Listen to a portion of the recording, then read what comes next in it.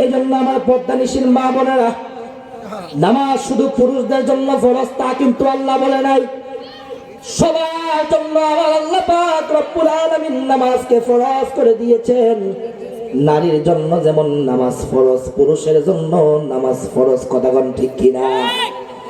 পাশাপাশি আমার মা বোনদেরকে বলবো, এই নামাজ যেরকম ভাবে আমার আল্লাহ পাক রব্বুল আলামিন ফরজ করে দিয়েছেন, তেমনি ভাবে আমার আল্লাহ পাক রব্বুল আলামিন আমার মা বোনদের পর্দাটাও ফরজ করে দিয়েছেন। কিন্তু সমাজের ভিতরে দেখা যায় বহুত মা বোনেরা রাস্তাঘাটে বেপরদায় চলাফেরা করে, শুধু তাতে সীমাবদ্ধ নয়, এমনও কিছু মেয়ে মানুষ আছে যারা টিকটকের ভিতরে, ফেসবুকের ভিতরে এসে এমন এমন কিছু ভিডিও ছাড়ে যেগুলো দেখে আমাদের যুব সমাজগুলো নষ্টের পথে চলে যাচ্ছে। আছে না নাই? শুধু তাই নয়, এখন আবার বাইরে কাপড় বলো কি বলো, বিয়েটা করছে বউদারে নিয়ে সঙ্গে সঙ্গে ফেসবুকে চলে আসছে, টাকা ইনকামের দান্দা।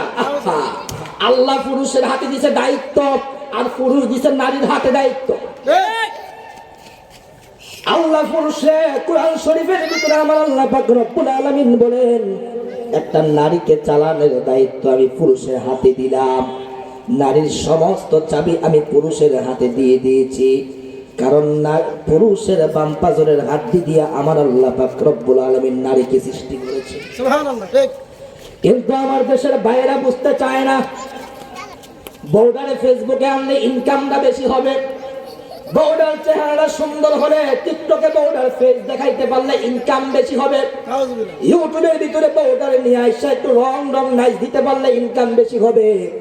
কারণ আমার দেশের ভিতরে তো পুরুষদের ভিডিও কেউ দেখে না, কিন্তু একটা সুন্দরী রমণী একটা নারী যদি আইসা একটা নাইস দিতে পারে, দেখবেন মিলিয়ন মিলিয়ন ভিউ হয়ে যায়।